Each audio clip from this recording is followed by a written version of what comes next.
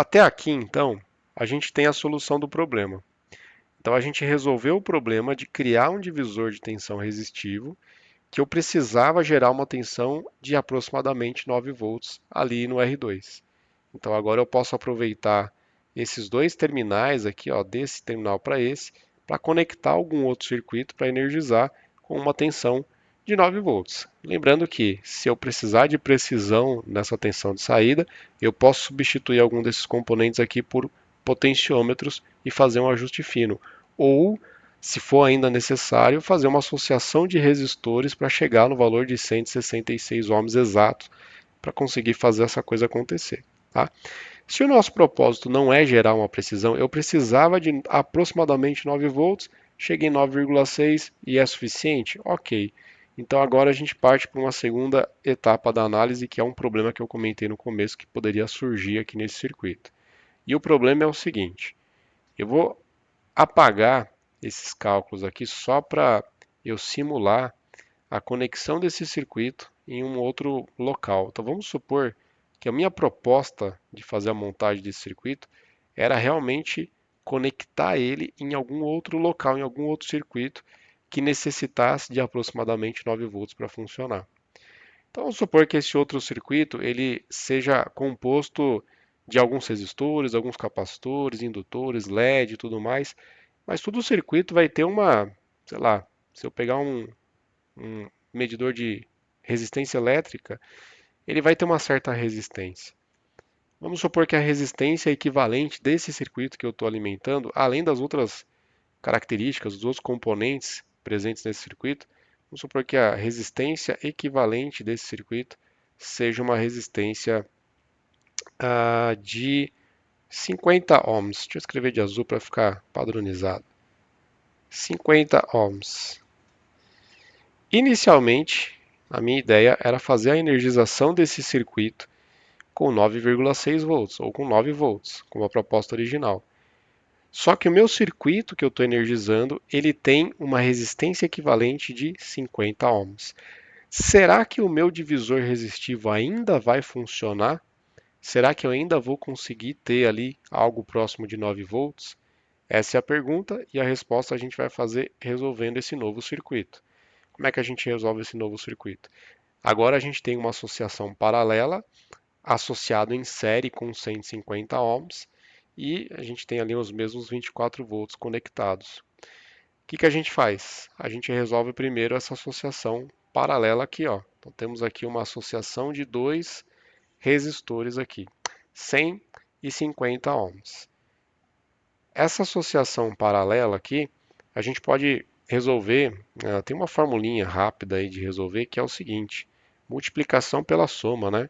Então a gente vai fazer 50 vezes 100 dividido por 50 mais 100. Essa é uma forma rápida da gente resolver o resistor equivalente de uma associação paralela, onde a gente só tem dois componentes, dois resistores. Se tivesse mais, eu poderia fazer de 2 em 2 ou fazer aquela formulona grande lá de cálculo de resistor equivalente, né? A soma o inverso da soma dos inversos, né? Que é o resistor equivalente. Mas beleza, esse aqui sai mais rápido. 50 vezes 100 vai dar 5.000. 50 mais 100 vai dar 150. Então a gente pega a nossa calculadora, 5.000 dividido por 150. A gente vai obter um valor de 33 ohms. Eu vou até deixar aqui. Bom, vamos colocar aqui as casas tudo certinho. 33,33. É um valor quase comercial aí. Vamos redesenhar esse circuito. Eu acho que você já deve ter sacado o que vai acontecer aqui. Mas agora, redesenhando o circuito, a gente continua tendo ali um resistor de 150 ohms na parte de cima. 150 ohms. Só que agora eu tenho um equivalente aqui de aproximadamente 33 ohms, com os mesmos 24 volts sendo aplicados aqui nesse circuito. De novo, a gente pode aplicar a formulinha ali do divisor resistivo, né? Então a gente vai tentar descobrir agora qual que vai ser a tensão equivalente aqui, né? considerando agora que eu pendurei ali um circuito eletrônico que tinha uma resistência de aproximadamente 50 ohms. Quero descobrir então esse novo Vout aqui. Vou colocar Vout 2. É um Vout novo aí que a gente tem nesse circuito. Nesse novo circuito que é a composição do divisor resistivo que eu já tinha associado ao circuito que eu estou energizando. Então Vout vai ser igual aos 24 volts. Eu vou fazer a fórmula direta aqui já substituindo os valores, tá? Multiplicado pelos 33 ohms, que é o valor do R2, dividido por R1, que é 150 ohms, somado com os 33 ohms, que é o R2 que a gente já tinha ali, que a gente tem agora, né, o novo valor. Será que quando a gente resolver essa continha, a gente vai chegar em algo próximo de 9 volts? Vamos ver. Bom, vamos fazer aqui, ó, 24 vezes 33, né, ó. 24 vezes 33 vai dar 792. 792 dividido por 150 mais 33, 183. Vamos fazer então aqui divisão de 792 por 183. Agora nós temos 4,3 Vout é igual a 4,3 volts. Puxa vida. Qual é a conclusão que a gente chega? A conclusão que a gente chega é que esse contexto, esse modelo de divisor resistivo, ele não é o mais apropriado para a gente alimentar circuitos, né, secundários, né, com tensões menores, porque quando a gente conectar circuitos a essa associação de resistores, a gente vai mudar o resultado da associação de resistores, a gente vai mudar o resistor equivalente, principalmente aquele associado aqui à parte de baixo, que a gente está usando como saída, e a gente vai mudar a tensão de saída, porque vai mudar o valor do resistor equivalente. Então, de certa forma, caiu a tensão, né? É como aquele termo famoso que a gente fala, ó, a fonte arriou, né?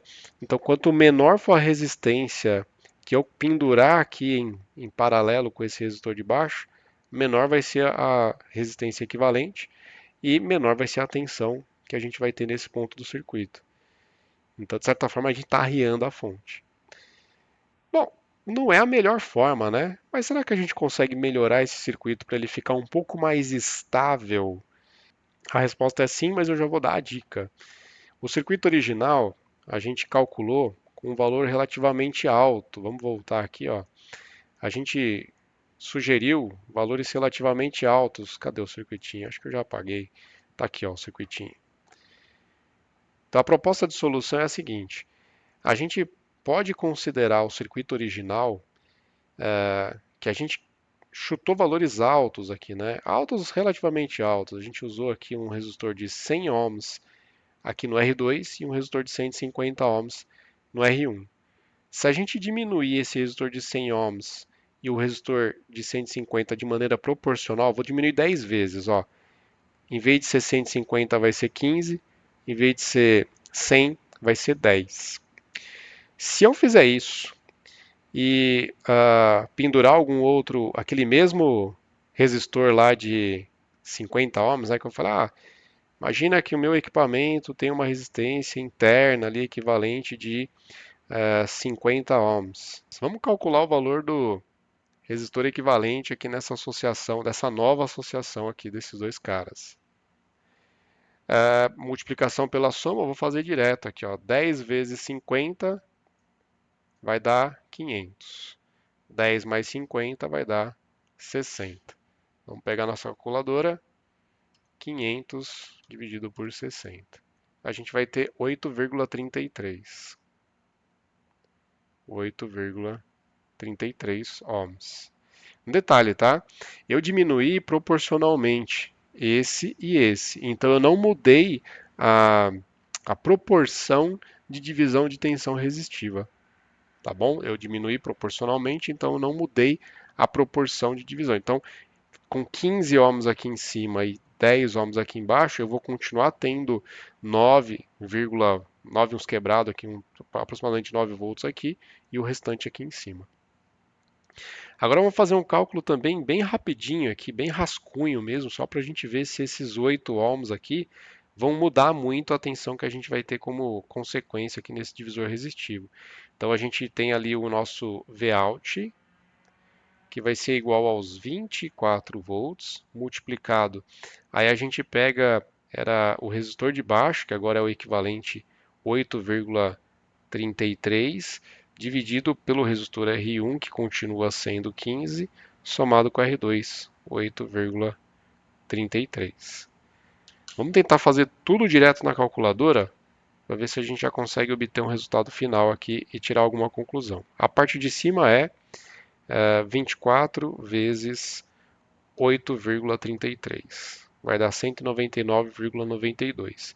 Isso tudo vai ser dividido, e aí eu vou abrir um parênteses aqui, ó, por 15 mais 8,33. E fecho o parênteses e dou um Enter para ele apresentar minha resposta final. Olha só o que a gente concluiu. A tensão agora, aplicando a mesma carga, ela não caiu muito. Então ela ficou em 8,56, 8,5, 8,5 volts. Originalmente era 9,6. Eu coloquei a mesma carga ali para alimentar com esse meu divisor resistivo e a minha tensão caiu para 8,5. Por que isso aconteceu? Porque o resultado de uma associação paralela, né, se você analisar, sempre vai ter como valor equivalente um valor menor do que o menor valor dessa associação. Se o menor valor dessa associação já é o cara que participou ali do divisor resistivo, então quer dizer que eu pendurar uma carga maior do que esse valor aqui do divisor, vai ficar menor do que o 10, mas como essa carga pendurada é maior, ela não vai ficar tão menor do que esse 10. Né? Eu sei que parece uma análise meio bobinha, né? Mas a gente viu isso na prática, né? Eu coloquei aqui 50 ohms, de 10 caiu para 8. Não foi uma queda tão grande assim. Isso melhoraria ainda mais. Claro que se eu fizer isso eu vou estar complicando um pouco aqui a minha vida, né? Mas eu poderia pegar aqui, ó, e fazer em vez de 10 ohms, colocar 1 ohm aqui e 1,5 ohms aqui em cima.